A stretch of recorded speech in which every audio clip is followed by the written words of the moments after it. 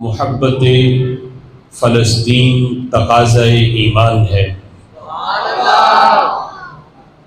میری دعا ہے رب ذوالجلال مسلمانوں کے قبلہ اول کو رب ذوالجلال فتح نصیب فرمائے اور فلسطین کے مسلمانوں کو رب ذوالجلال یہود سے آزادی نصیب فرمائے۔ خالق کائنات جل جلالہ تمام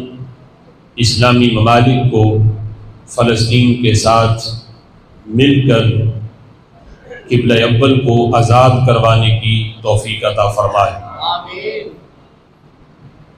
حضرات محترم، فلسطین کی سرزمین اور اہل فلسطین کے ساتھ ہر مسلمان کی محبت یہ اس کے ایمان کا تقاضا ہے۔ سرزمین فلسطین سے محبت کی بہت سی وجوہات ہیں۔ خالق کائنات جل جلالہ نے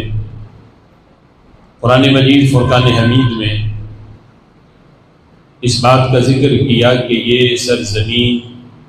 انبیاء کی سرزمین ہے۔ رب ذوالجلال کے بے شمار انبیاء کا مسکن یہ سرزمین رہی اور کئی انبیاء کی قبریں بھی اس سرزمین میں موجود ہیں۔ اللہ فرماتا ہے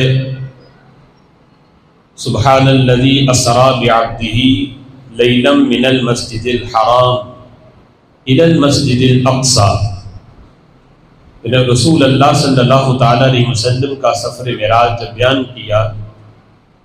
تو فرمایا پاک ہے وہ ذات جس نے اپنے بندے کو سیر کرائی مسجد حرام سے مسجد اقصی تک۔ مسجد اقصی وہ مسجد ہے الذی بارکنا حولہ، اللہ فرماتا ہے جس کے ارد گرد ہم نے برکت رکھی ہے۔ تو اس پہ محدثین نے مفسرین نے کلام کرتے ہوئے فرمایا کہ مسجد اقصی کا ارد گرد بابرکت اس لیے ہے کہ اس مسجد کے ارد گرد اللہ تعالیٰ کے بے شمار انبیاء کی قبریں موجود ہیں۔ تو جہاں اللہ تعالیٰ کے انبیاء کی قبریں ہوں یقیناً وہ جگہ بھی برکت والی ہوتی ہے۔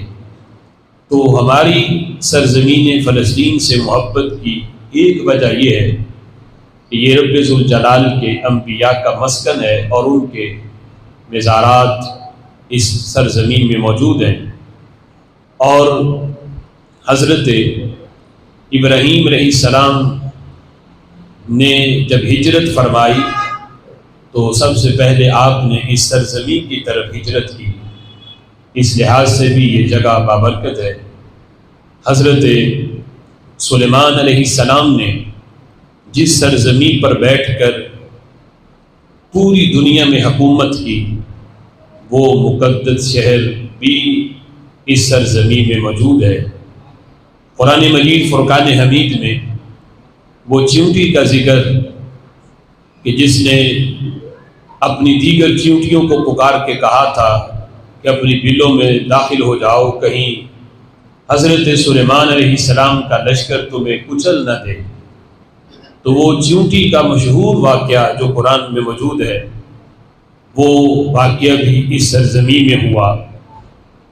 اس لحاظ سے بھی اس جگہ کو نسبت حاصل ہے۔ حضرت عیسیٰ علیہ السلام کا نزول جو قرب قیامت سفید مینار پر آپ کا نزول ہوگا وہ جائے نزول بھی اس بابرکت شہر کے اندر موجود ہے۔ اور حضرت عیسیٰ علیہ السلام بیت المقدس کے باب لد پہ دجال کو قتل کریں گے تو وہ باب لد بھی اسی بابرکت شہر میں موجود ہے۔ اس لحاظ سے بھی اس شہر کو نسبت حاصل ہے۔ اور ایک قول کے مطابق فلسطین کی سرزمین یہ ارض محشر بھی ہے کہ محشر کا میدان بھی اسی سرزمین پہ لگے گا،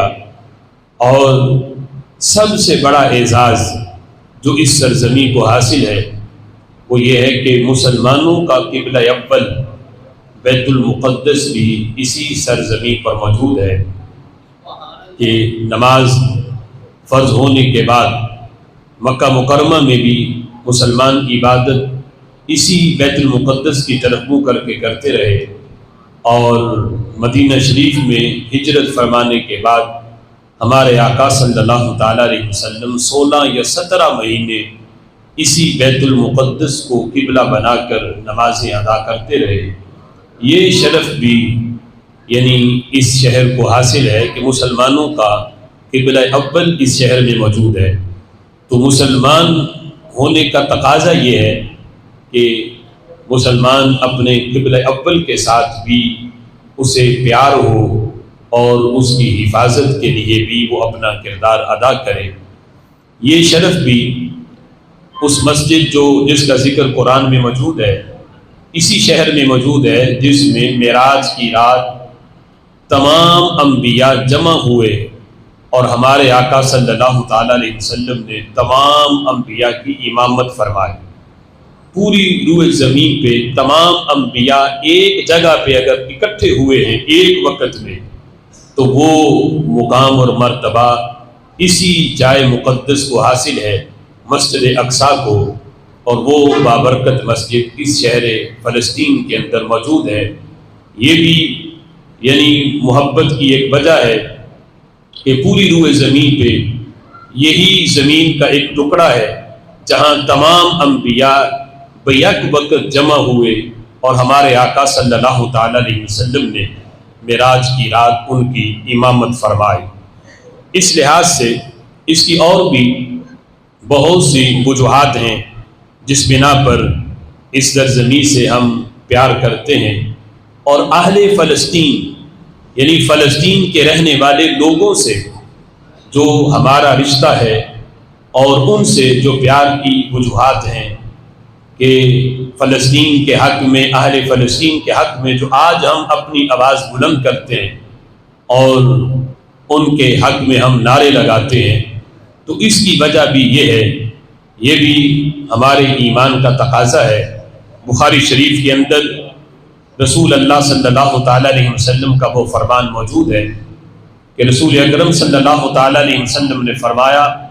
تمام مسلمان ایک جسم کی مانند ہیں، جس طرح ایک جسم ہو۔ فرمایا کہ جسم کے ایک حصے میں اگر تکلیف ہو تو پورا جسم بندے کا بے قرار ہوتا ہے، بے چین ہوتا ہے، پورا جسم اس کی تکلیف محسوس کرتا ہے۔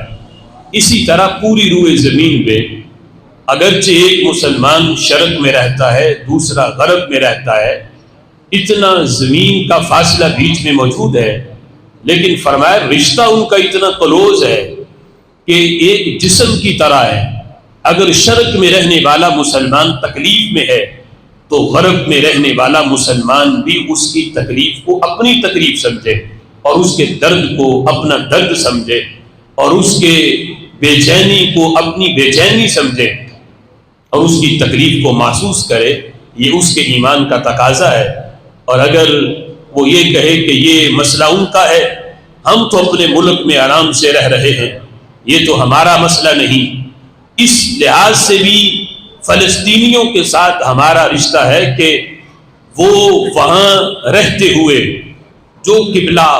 پوری روئے زمین کے بسنے والے مسلمانوں کا قبلہ اول ہے، اس کی حفاظت کا ذمہ پوری دنیا کے مسلمانوں کا تھا، لیکن اس وقت اس فرض کو جو نبھا رہے ہیں وہ اہل فلسطین ہیں کہ جو ساری امت کا اور پورے مسلمانوں کا جو فریضہ تھا اس فریضے کو صرف اس وقت اہل فلسطین ہی ادا کر رہے ہیں، اور کئی نسلیں انہوں نے اس مشن میں اور اس فریضے کو سر انجام دیتے ہوئے اللہ کے یعنی دین کے لیے، مسلمانوں کے قبلہ اول کی حفاظت کے لیے انہوں نے اپنی نسلیں قربان کی، لیکن اپنے مشن سے وہ پیچھے نہیں ہٹے۔ جو پوری امت کا فریضہ تھا آج جس کو وہ ادا کر رہے ہیں، اس لحاظ سے بھی ہمارا ان سے محبت کا ایک رشتہ ہے۔ اور جس طرح ہم کہتے ہیں نا کہ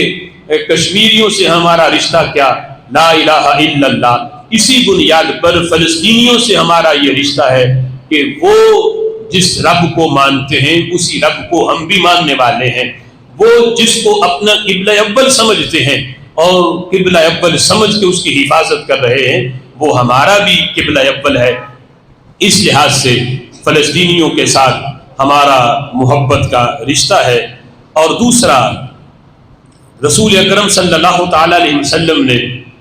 جو مسجد اقصیٰ کی عظمت اور اس کی فضیلت میرے محبوب نے بیان کی، فرمایا کہ جو بندہ مسجد اقصیٰ کے اندر ایک نماز ادا کرے اور وہاں جائے اس نیت سے، کوئی اور اس کی نیت نہ ہو، اپنے گھر سے نکلا محض نیت یہ ہے کہ اس نے وہاں جا کے نماز ادا کرنی ہے، تجارت کے لیے نہیں گیا، کوئی سیر و تفریح کے لیے نہیں، بلکہ مسجد اقصیٰ میں نماز پڑھنے کی نیت سے گھر سے چلا اور وہاں جا کے اس نے نماز ادا کی۔ جب نماز پڑھ لیتا ہے تو وہ گناہوں سے یوں پاک ہو جاتا ہے جس طرح آج ماں کے پیٹ سے پیدا ہوا۔ اتنی عظمت اور اتنی فضیلت ہے۔ تو اس بنیاد پر بھی پوری روئے زمین کے بسنے والے لوگوں کا یہ فرض ہے کہ وہ اپنے قبلہ اول کی حفاظت کریں اور اسے یہودیوں سے آزاد کروائیں۔ ایک قول میں رسول اکرم صلی اللہ تعالی علیہ وسلم فرماتے ہیں، جو مسجد اقصیٰ کے اندر ایک نماز ادا کرتا ہے، خلق کائنات جل جلالہ اسے دیگر مساجد کے اندر 1000 نماز پڑھنے پہ جتنا ثواب دیتا ہے، اتنا مسجد اقصیٰ میں ایک نماز پڑھنے پہ اللہ اسے ثواب عطا فرماتا ہے۔ بیت المقدس کی اگر تاریخ دیکھی جائے تو اس کی تاریخ بڑی پرانی ہے۔ حضرت آدم علیہ السلام نے ان بنیادوں پر بیت المقدس کو تعمیر کیا جن بنیادوں پہ فرشتوں نے تعمیر کیا۔ پھر ان کے بعد طوفان نوح میں حضرت نوح علیہ السلام نے، پھر ان کے بعد حضرت داؤد علیہ السلام نے اس کو تعمیر کرنے کا جب ارادہ کیا، لیکن آپ کی زندگی نے وفا نہ کی، تو آپ کے وصال کا وقت جب قریب آیا تو آپ نے اپنے بیٹے حضرت سلیمان علیہ السلام کو یہ وصیت کی کہ میرے دنیا سے چلے جانے کے بعد آپ نے بیت المقدس کو تعمیر کرنا ہے۔ تو حضرت سلیمان علیہ السلام نے بیت المقدس کو انہی بنیادوں پہ، جن بنیادوں پہ فرشتوں کی تعمیر تھی یا حضرت آدم علیہ السلام کی تعمیر تھی، انہی بنیادوں پہ بیت المقدس کو تعمیر کیا۔ اور اس تعمیر کے بارے میں آتا ہے کہ 4 سال اس کی تعمیر میں لگے، لیکن اس تعمیر میں انفرادی حیثیت یہ ہے کہ حضرت سلیمان علیہ السلام نے جس بیت المقدس کو تعمیر کروایا وہ انسانوں نے تعمیر نہیں کیا، چونکہ آپ کی حکومت جنوں پر بھی تھی تو آپ نے اس کو جنوں سے تعمیر کروایا، اور اتنا روب اور دبدبا تھا آپ کا جنوں کے اوپر کہ جب تک حضرت سلیمان علیہ السلام وہاں کھڑے رہتے، موجود رہتے پاس ان کے، تو کسی کی جرت نہ تھی کہ وہ کام چھوڑ کے ادھر ادھر ہو یا حضرت سلیمان علیہ السلام سے اجازت کا مطالبہ کرے کہ اب ہم تھک گئے ہیں، ہمیں تھوڑی دیر چھٹی دے دی جائے۔ جب شام کے وقت حضرت سلیمان علیہ السلام واپس آتے تو پھر جن بھی کام چھوڑ کے چلے جاتے، اور جب آپ صبح آتے تو جن جو ہے وہ آپ کی موجودگی میں کام کرتے رہتے۔ لیکن جب آپ کے وصال کا وقت قریب آیا، ابھی تعمیر مکمل نہ ہوئی، تو آپ اس دن جب آپ نے دنیا سے رخصت ہونا تھا تو آپ گھر سے غسل کر کے اچھا لباس پہن کے باہر آئے اور اپنے ہاتھ میں ایک عصا پکڑا، اس عصا کے ساتھ ٹیک لگا کے وہاں کے کھڑے ہو گئے، اور جن سمجھ رہے تھے اسی حالت میں وصال ہو گیا، روح جسم سے پرواز کر گئی۔ 4 سال تک آپ کا جسم اطہر اسی عصا کے سہارے کھڑا رہا جب تک بیت المقدس کی تعمیر مکمل نہ ہوئی۔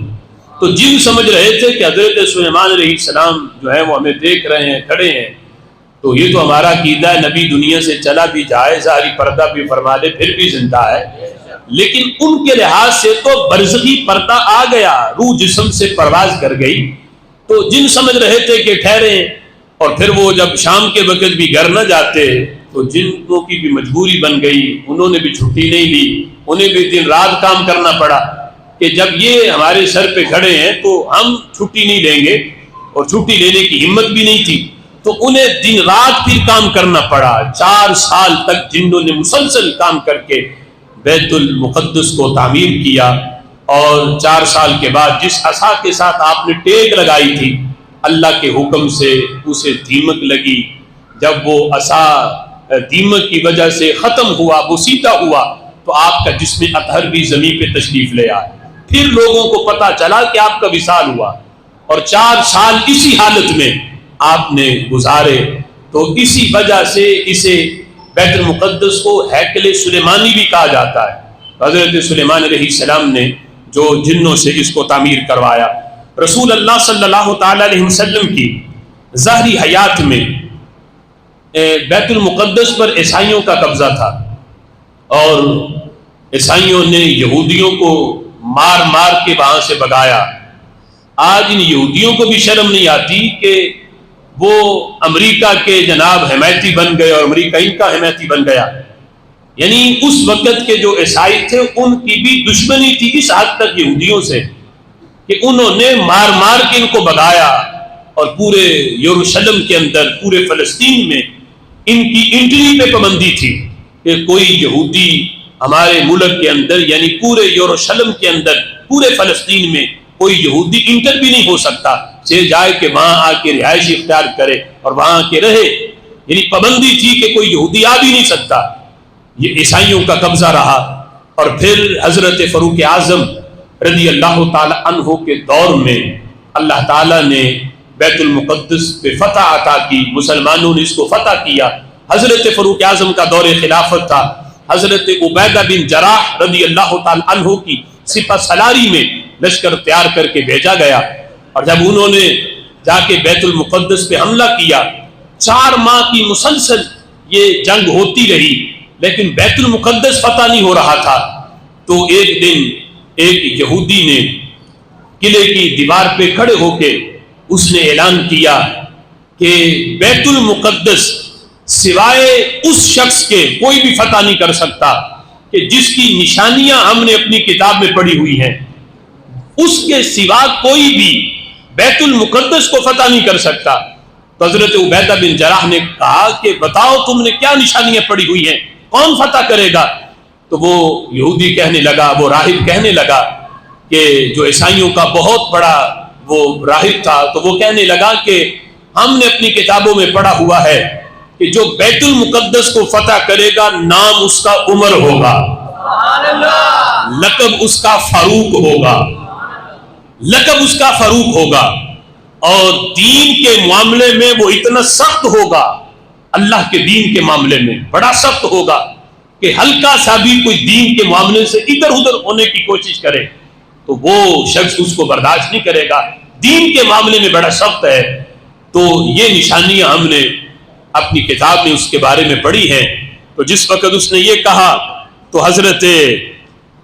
عبیدہ بن جراح رضی اللہ تعالی عنہ آپ فرمانے لگے، فتحنا البلد ورب الکعبہ، رب کعبہ کی قسم پھر ہم نے بیت المقدس کو فتح کر لیا۔ جب یہ نشانیاں تم نے پڑھی ہیں تو پھر رب کعبہ کی قسم ہم نے بیت المقدس کو فتح کر لیا۔ اس نے کہا وہ کیسے؟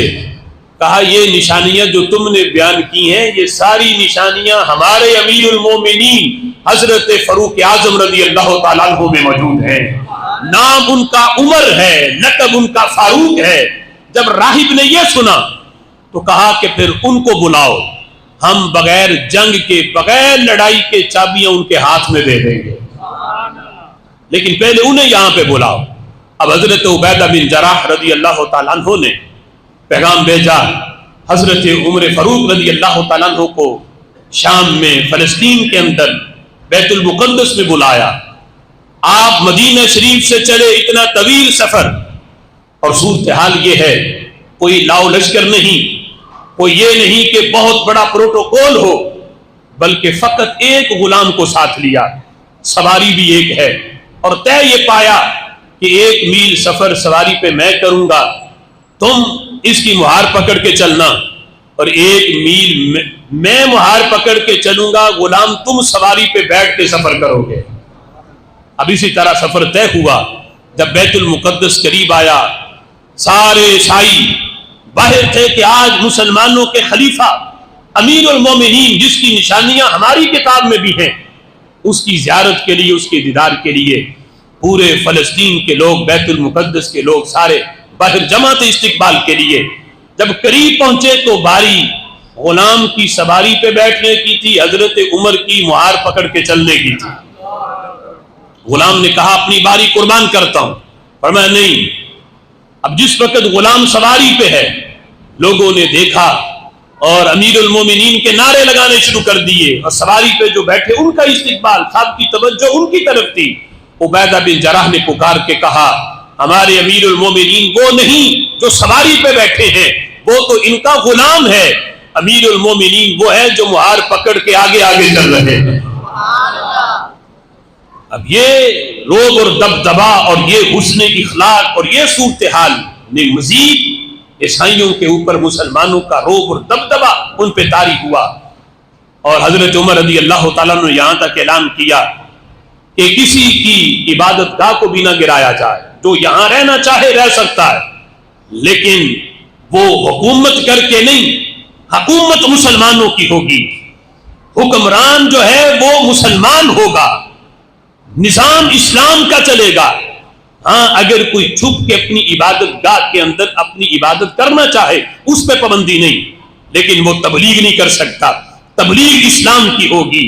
وہ اپنے مذہب کا پرچار نہیں کر سکتا، اس کو پھیلا نہیں سکتا، اسلام کی تبلیغ ہوگی۔ اس لحاظ سے پھر 400 سال تک مزید یہ سلسلہ جاری رہا، کبھی مسلمانوں کو فتح دی، کبھی یہود و نصارہ کا قبضہ ہوا، یہ بڑی تفصیل ہے اس میں۔ لیکن یہ اسرائیلی قابض کیسے ہوئے؟ 1921 کے اندر جب ہر طرف سے عیسائیوں نے بھی مسلمانوں نے بھی یہودیوں کے لیے زمین تنگ کی، کوئی بھی ان کو اپنے ملک میں رہنے کی اجازت نہیں دیتا تھا، ہر طرف سے ان پہ ظلم و ستم ہوتے، تو فیصلہ یہ طے پایا کہ فلسطین کا ایک حصہ یہودیوں کو رہنے کے لیے دے دیا جائے۔ اب سوچو کہ پوری روئے زمین جن کے لیے تنگ کر دی گئی،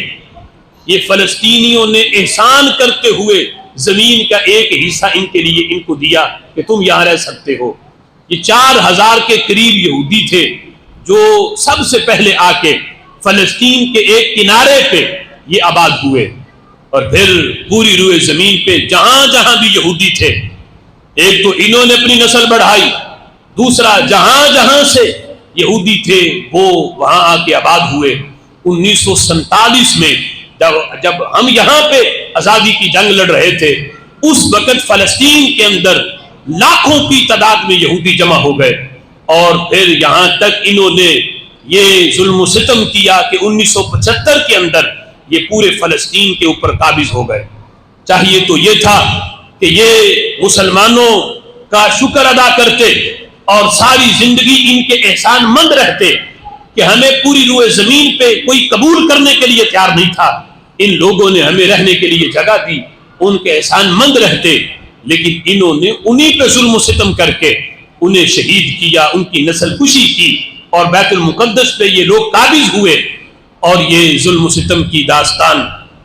آج تک یہ رقم کر رہے ہیں۔ لیکن خلق کائنات جل جلالہ کا شکر، اللہ تعالیٰ نے بیت المقدس میں بسنے والے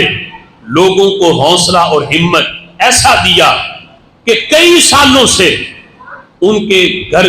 ان کے شہید کر دیے گئے، باپ کے سامنے بیٹیوں کی عزت دھری کی گئی، چھوٹے چھوٹے بچوں کے سینوں پہ یہودی چڑھ کے ان کی گردنیں کاٹی گئیں، ماں کے سامنے یہ ظلم ہوا، باپ کے سامنے یہ ظلم ہوا، لیکن وہاں کی سرزمین پہ بسنے والے لوگوں کے حوصلے اور ہمت اتنے بلند ہیں کہ جتنی بھی شہادتیں ہوتی ہیں ہر شہادت کے بعد مزید ان کا حوصلہ مزید بڑھ جاتا ہے۔ انہوں نے یہودیوں سے کوئی معاہدہ نہیں کیا آج تک کہ ٹھیک ہے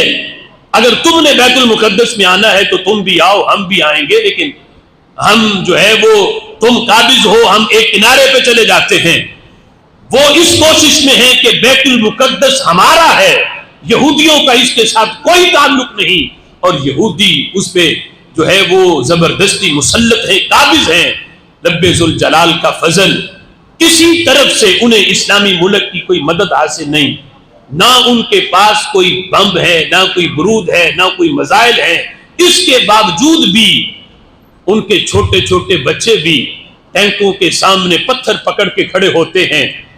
کہ اگرچہ پتہ ہے انہیں بھی کہ ہمارے پتھر سے ٹینک پہ کوئی نقصان نہیں ہوگا، لیکن وہ بتانا چاہتے ہیں پوری امت کے، پوری دنیا کے اسلامی حکمرانوں کو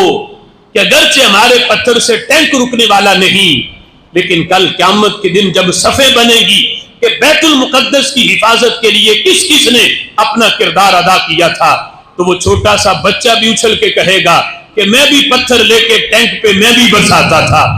میرے پاس جتنی ہمت تھی، جتنی طاقت تھی، میں نے اس لحاظ سے اپنا کردار ادا کیا ہے اور اپنا فرض میں نے بھی نبھایا ہے۔ اور وہ بچے آج ان کی تصویریں 57 اسلامی ممالک کے لیے ان کے منہ پہ تماچا ہے کہ بڑے بڑے جو ہیں وہ میزائل اور بڑے بڑے بم ان کے پاس موجود ہیں، اس کے باوجود بھی، اور بڑی بڑی افواج ان کے پاس موجود ہیں، لیکن آج تک کسی کو یہ شرم نہیں آ رہی۔ کیا مسلمانوں کا یہ قبلہ اول بیت المقدس، کیا یہ فلسطین کے بسنے والے مسلمانوں کا صرف ہے؟ کیا پاکستان میں بسنے والے جو مسلمان ہیں ان کا یہ قبلہ اول نہیں؟ کیا ان کا یہ فرض نہیں بنتا؟ پوری دنیا کے جتنے اسلامی ممالک ہیں اور ان کی جتنی افواج ہیں، جتنا فرض ان کا یہ بنتا ہے کہ وہ اپنے ملک کی سرحد کی حفاظت کریں، اس سے کہیں بڑھ کے فرض یہ ہے کہ وہ اپنے قبلہ اول کی حفاظت کے لیے کردار ادا کریں۔ اب قبلہ اول کے لیے یعنی جس طرح افواج پاکستان ہے اور ان کا یہ فرض ہے کہ وہ واگا بارڈر پہ یعنی حفاظت کرتے ہوئے کسی یعنی دشمن کو بارڈر سے اس پار نہ آنے دیں، جتنا افواج پاکستان کا یہ فرض ہے، اس سے کہیں بڑھ کے فرض یہ ہے کہ وہ افواج وہاں لے کے جائیں، فلسطینیوں کا ساتھ دیں اور اپنے قبلہ اول کی حفاظت کے لیے اپنا کردار ادا کریں۔ اب دیکھو کئی سالوں سے مسلمان یعنی فلسطین کے بسنے والے مسلمان اپنا کردار ادا کر رہے ہیں، ظلم و ستم ان پہ۔ آج اگر فلسطین کی جو اسلامی تنظیم ہے حماس، انہوں نے چند میزائل وہاں پہ پھینکے اور یہودی مارے اور یہودی بیچاروں کو بھاگنے کے لیے، چھپنے کے لیے کوئی جگہ نہیں ملی، ہمارے دل یہ سارا منظر دیکھ کے خوش بھی ہیں کہ اللہ تعالیٰ نے مسلمانوں کو یہ پاور دی کہ آج وہ یہودیوں کی آنکھوں میں آنکھیں ڈال کے وہ اپنا کردار ادا کر رہے ہیں۔ لیکن دوسری طرف سے فلسطینیوں پہ جو ظلم و ستم کی آج بھی داستان رقم کی جا رہی ہے کہ وہ جو جنگی لحاظ سے ہر ملک پہ پابندی ہوتی ہے کہ وہ اس قسم کے بم جو ہیں وہ نہیں گرا سکتے، لیکن وہ سارے قانون کی دھجیاں اڑا کے وہ یہودی اس قسم کے بم جو ہیں وہ فلسطین پہ پھینک رہے ہیں اور ان کی نسل کشی کی جا رہی ہے، ظلم و ستم کیا جا رہا ہے۔ اور آج بھی کوئی اسلامی ملک سوائے یہ بیان دینے کے کہ ہم فلسطین کے ساتھ ہیں، ہم ان کے ساتھ کھڑے ہیں، عملی طور پہ کوئی بھی اپنا کردار ادا نہیں کر رہا۔ اس لیے ہمارا یہ مطالبہ ہے بشمول پاکستان کی حکومت سے اور افواج پاکستان سے کہ صرف بیان دینے سے اب کام نہیں چلے گا، اب اپنے ملک سے ایک ایک لشکر فوج کا تیار کر کے فلسطین کی حمایت کے لیے بھیجا جائے اور یہودیوں کے مقابلے میں اپنا کردار ادا کیا جائے۔ کیا آپ سارے اس مطالبے کی حمایت کرتے ہیں کہ افواج پاکستان کو فلسطین کی مدد کے لیے بھیجا جائے؟ کیا آپ یہ سارے اس مطالبے کی حمایت کرتے ہیں؟ اور اگر فوج کی کوئی مجبوری ہے کہ وہ جا نہیں سکتی تو ان غیور مسلمانوں کو، سنی مسلمانوں کو اجازت دی جائے، انہیں وہاں تک پہنچایا جائے۔ اگر افواج پاکستان اور ملک پاکستان کی حکومت آپ کو اجازت دے دے کہ آپ جا کے لڑو، تو کیا آپ سارے فلسطین کی حمایت کے لیے لڑنے کے لیے تیار ہیں؟ کیا آپ ان کی حمایت کے لیے تیار ہیں؟ ہمارے پاس فلسطین کو دینے کے لیے تو کچھ نہیں، نہ ہم وہاں کوئی میزائل بیچ سکتے ہیں، نہ اسلحہ بیچ سکتے ہیں، مجبور ہیں ہم، لیکن زبانیں کسی نے نہیں پکڑی. ان کی حمایت میں الفاظ تو نکل سکتے ہیں. سوشل میڈیا کے ذریعے جب یہ باتیں ہماری ان تک پہنچتی ہیں، ان مجاہدین تک، تو یہ باتیں بھی ان کو حوصلہ دیتی ہیں کہ چلو کوئی ساتھ نہیں پہنچا، ہمارے حق میں دعائیں کرنے والے تو موجود ہیں، ہمارے حق میں نعرہ لگانے والے تو موجود ہیں، ہمارے کردار کی حمایت کرنے والے تو موجود ہیں. افسوس یہاں تو کئی ایسے جاہل بھی ہیں کہ جو پاکستان کی بڑی بڑی تنظیموں کے قائد ہیں،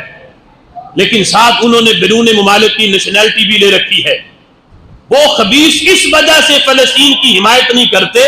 کہ کہیں ہمارے عیسائی آقا ہم سے ناراض نہ ہو جائیں، چونکہ امریکہ نے حمایت کر دی اسرائیل کی، تو اس وجہ سے کہ اگر ہم نے حمایت میں کوئی بیان دے دیا تو امریکہ ناراض ہو جائے گا. وہ فضل الرحمان جیسے جاہل جو کشمیر کی کمیٹی کے چیئرمین اور صدر بھی بنا رہا، پھر کشمیریوں کے بارے میں کچھ نہ کر سکا. پچھلے دنوں اس کا بیان آیا، اس نے کہا کہ فلسطینیوں کو انسانی حقوق کی پاسداری کرنی چاہیے،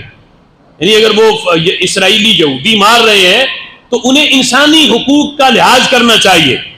کیسا جاہل ہے! چاہیے تو یہ تھا کہ فلسطینیوں کی حمایت کرتا. کیا اس جاہل کو کئی سالوں سے جو فلسطینیوں پہ ظلم و ستم ہو رہا ہے اور ظلم و ستم کی داستانیں رقم کی جا رہی ہیں، ان کی نسل کشی کی گئی، چھوٹے چھوٹے بچوں کو شہید کیا گیا، عورتوں کی عزت دری کی گئی، کیا اس وقت اس جاہل کو انسانی حقوق یاد نہیں آئے؟ یہ کتنی بے غیرتی ہے کہ آج ادھر سے اگر چند میزائل حملے ہوئے ان پہ اور آج اس کو انسانی حقوق یاد آ گئے. مسلمانوں پہچانو کہ یہ مسلمانوں کی صفوں میں چھپے کیسے بیڑیے ہیں، رہتے پاکستان میں ہیں، کھاتے پاکستان کا ہیں، لوٹتے پاکستانیوں کو ہیں، لیکن یہ خوش اپنے امریکی آقاؤں کو کرتے ہیں. پہچانو کہ کون کون سا لیڈر جس نے تحریک تو یہاں بنائی ہوئی ہے، کھاتے یہاں سے ہیں، فنڈ یہاں سے اکٹھا کرتے ہیں، لیکن بیٹھے بیرون ممالک میں ہیں اور کوئی ان کا فلسطین کے حق میں بیان نہیں آ رہا. لقب اپنے ناموں کے ساتھ اتنے بڑے بڑے، اور جب فلسطینیوں کے حق میں بیان دینے کی باری آئے تو زبانوں پہ تالے لگ جاتے ہیں کہ کہیں یہودی آقا ناراض نہ ہو جائیں، کہیں جس ملک میں ہم رہ رہے ہیں چونکہ وہاں حکومت غیروں کی ہے ہماری نیشنلٹی ختم ہو جائے گی، ہمارے فنڈ بند ہو جائیں گے، ہمارے یہ ساری تحریکیں ختم ہو جائیں گی. انہیں شرم کرنی چاہیے. کل قیامت کے دن اللہ اور اس کے رسول کو کیا جواب دیں گے کہ اسلام تو یہ کہتا ہے مسلمان ایک جسم کی مانند ہے، اور آج صورتحال یہ ہے کہ وہاں مسلمانوں کے جسموں کو چھلی کیا جا رہا ہے، شہید کیا جا رہا ہے، اور یہاں مدد کرنا تو دور کی بات، یہاں ان کے حق میں کوئی بیان بھی نہیں دیا جا رہا. ہم فلسطینیوں کو دے کچھ نہیں سکتے، لیکن ایک حدیث جو میرے محبوب علیہ الصلوۃ والسلام کی زبان سے نکلے ہوئے کلمات ہیں، اور ہمیں یقین ہے کہ فلسطین میں بسنے والے جو علماء ہیں انہوں نے یہ حدیث وہاں کے رہنے والے لوگوں کو ضرور سنائی ہوگی، لیکن ہم اپنا فرض نبھاتے ہوئے کہ یہ سوشل میڈیا کے ذریعے یہ حدیث ان تک پہنچے جس نے نہیں بھی سنی. یہ حدیث سینکڑوں مزائلوں سے بھی فلسطینیوں کے لیے، سینکڑوں مزائلوں سے بھی ان کے لیے بڑی مددگار ثابت ہوگی، اور یہ ان کو حوصلہ دے گی. یہ حدیث نبی پاک علیہ الصلوۃ والسلام نے فرمایا لا تزال اصابۃ من امتی، حضور فرماتے میری امت میں ایک گروہ، ایک جماعت ایسی ہے یقاتلون علی ابواب المقدس وما حولہ، جو ہمیشہ بیت المقدس کے دروازے پہ اور بیت المقدس کے ارد گرد جہاد کرتی رہے گی. میرے ذہن کے فلک پہ جو بھی سوال چمکے تو میں نے دیکھا تیرے زمانے کی خاک ان کے جواب تحریر کر چکی تھی. اے فلسطینیوں، آج تو تم بیت المقدس کے دروازے پہ کھڑے ہو کے جو پتھر برساتے ہو، میرے نبی کی نگاہ نے صدیوں پہلے تمہیں دیکھ رہی تھی، صدیوں پہلے میرے محبوب نے دیکھا. اور میں ہمیشہ میری امت کا ایک گروہ بیت المقدس کے دروازے پر فرمایا وہ جہاد کرتے رہیں گے بیت المقدس کے ارد گرد بھی اور بیت المقدس کے دروازے پر بھی وہ جہاد کریں گے۔ اور اگلی جو بات کی، آج ہم دیکھتے ہیں کہ آگے ٹینک ہیں، میزائل ہیں اور آگے بڑے بڑے اسلحے ہیں اور ادھر خواتین ہیں، پھر بھی یہ نہیں کہ خوف ہے، ڈر ہے، بچے بھی سینہ تان کے کھڑے ہیں کہ چلاؤ ہمارے سینوں پہ گولیاں، ہمارے سینے حاضر ہیں۔ ہم حیران ہیں کہ یہ حوصلے آئے کہاں سے؟ لیکن جب حدیث پڑھتے ہیں تو میرے محبوب نے ان حوصلوں کی خبر بھی خود دی ہوئی ہے۔ میرے آقا فرماتے ہیں لا یضرہم خذال من خذلہم، فرمایا کہ وہ لشکر، ان کی شان یہ ہے، فرمایا ہمیشہ بیت المقدس کے دروازوں پہ کھڑے ہو کے وہ جہاد کریں گے اور ان پر بربادی مسلط کرنے والا کبھی بھی اس لشکر کو رسوا نہیں کر سکے گا، کبھی بھی انہیں رسوا نہیں کر سکے گا۔ یہاں رسوائی کا یہ مطلب نہیں کہ وہ شہید نہیں ہوں گے، شہید تو ضرور ہوں گے، لیکن کبھی بھی ان پہ بربادی مسلط کرنے والا انہیں اپنے موقف سے پیچھے نہیں ہٹا سکے گا، کبھی بھی انہیں معاہدہ کرنے پہ کے لیے تیار نہیں کر سکے گا،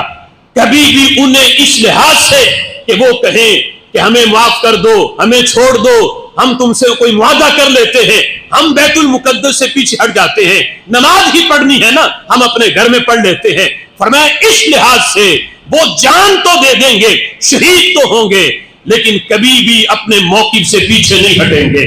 اپنے موقف کو چھوڑیں گے نہیں، کبھی وہ صلح کے لیے یہودیوں کے ساتھ تیار نہیں ہوں گے، کبھی انہیں قبول نہیں کریں گے، کبھی ان کے ہاتھ میں ہاتھ نہیں ملائیں گے، شہادتیں ہوں گی لیکن کبھی انہیں کوئی رسوا نہیں کر سکے گا۔ یہ ہمت، یہ حوصلہ جو آج ہم دیکھتے ہیں، صدیوں پہلے میرے محبوب کی نگاہ نبوت نے دیکھا بھی ہے، اپنے صحابہ کو بیان بھی فرمایا ہے۔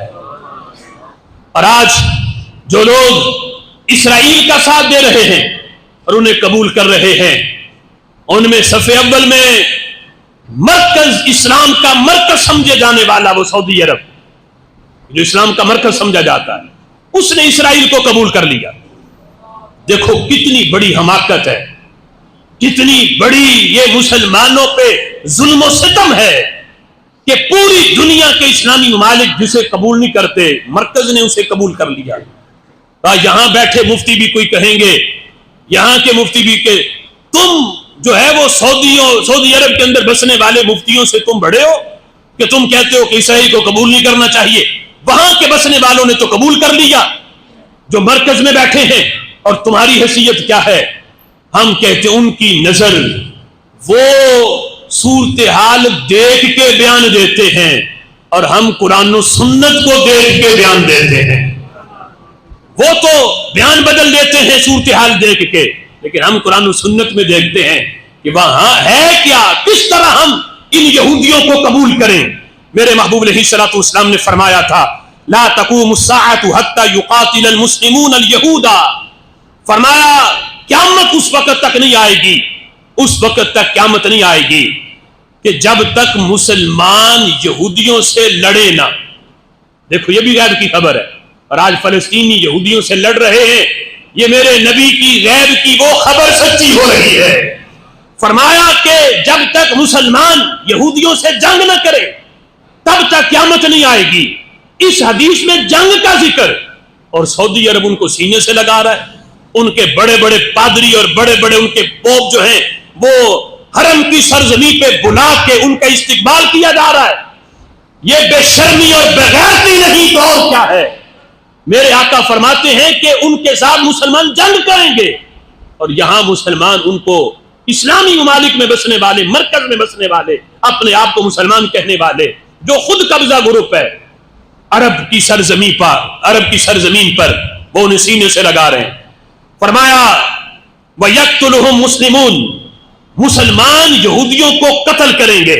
جب جنگ ہوگی تو مسلمان ان کا قتال کریں گے، قتل کریں گے انہیں، حَتَّى يَخْتَبِئَ الْيَهُودِيُّ مِنْ وَرَاءِ الْحَجَرِ وَالشَّجَرِ۔ کیا نظر ہے میرے نبی کی؟ فرماتے ہیں یہودی یوں بھاگیں گے، جس طرح آج ہم نے کچھ ویڈیو دیکھی نا جو آئیں کہ وہ ایئرپورٹ پہ کوئی کوئی کسی جگہ پہ چھپ رہا ہے، کوئی کسی جگہ پہ چھپ رہا ہے. یہی صورتحال قرب قیامت ہوگی. میرے آقا فرماتے ہیں یہودی مسلمانوں سے جان چھڑا کے بھاگیں گے. کہاں؟ فرماتے ہیں کوئی آ کے چھپے گا کسی پتھر کے پیچھے، کوئی آ کے چھپے گا کسی درخت کے پیچھے، پناہ لے گا کہ کہیں کسی مسلمان کی مجھ پہ نظر نہ پڑ جا. وہ چھپے گا، چھپائے گا اپنے آپ کو. کوئی پتھر کا سہارا لے گا تو کوئی کسی درخت کی آڑ لے گا. میرے آقا فرماتے ہیں اس وقت کے پتھر لبرل نہیں ہوں گے، درخت بھی لبرل نہیں ہوں گے کہ جو کہیں اچھا آ گئے ہو. وہ یہ نہیں کہیں گے کہ انسانی حقوق ہیں، کوئی بات نہیں، آ کے پناہ لے لی ہے تو ہم انسانی حقوق کی وجہ سے تمہیں پناہ دے دیتے ہیں. فرمایا آ کے چھپیں گے. میرے آقا فرماتے ہیں درخت بھی تو میرے امتی ہیں، پتھر بھی تو میرے امتی ہیں.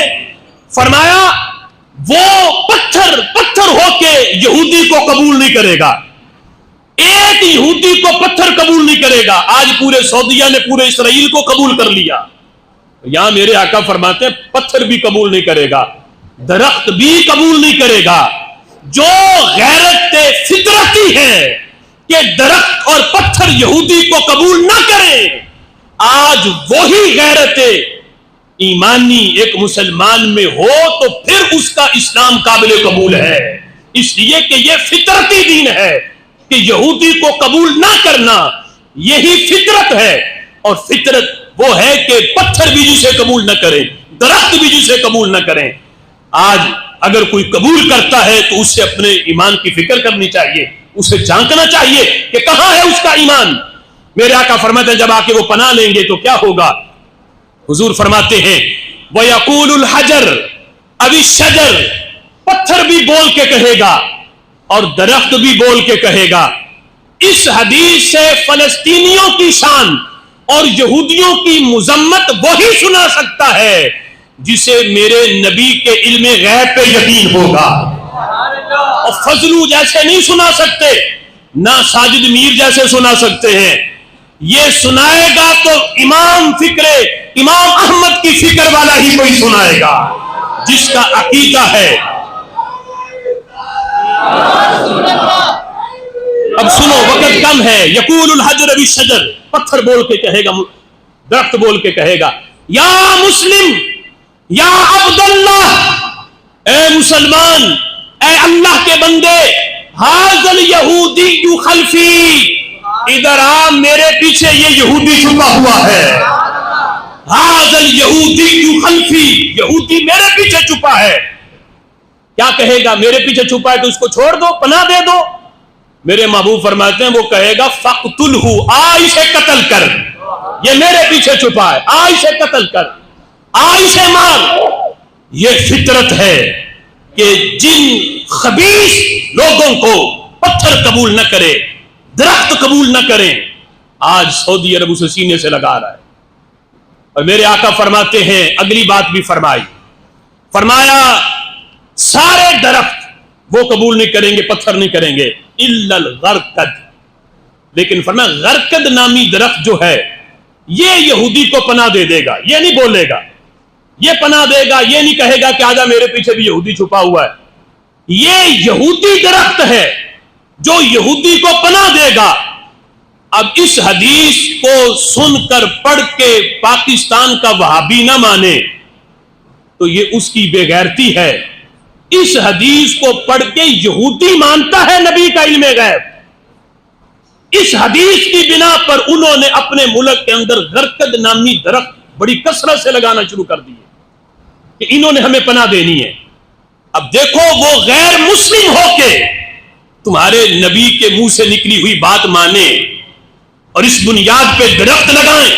کہ انہوں نے ہمیں پناہ دینی ہے. اور آج کا جاہل امتی کہے نبی کو دیوار کے پیچھے کا علم نہیں تو اسے اپنے ایمان کی فکر کرنی چاہیے. میرا نبی تو وہ ہے جس نے قیامت تک کے ذرے ذرے کا علم عطا فرمایا ہے. اب دیکھو یہی وہ چیز ہے جو آج فلسطینیوں کو جھکنے نہیں دیتی. بچے بچے میں اتنا حوصلہ کہ موت کا انہیں کوئی خطرہ نہیں. ہمارا آج کے اس اجتماع میں باتیں تو بڑی ہیں کرنے والی، لیکن چونکہ وقت ہمارا ختم ہو چکا، ہمارا یہ مطالبہ ہے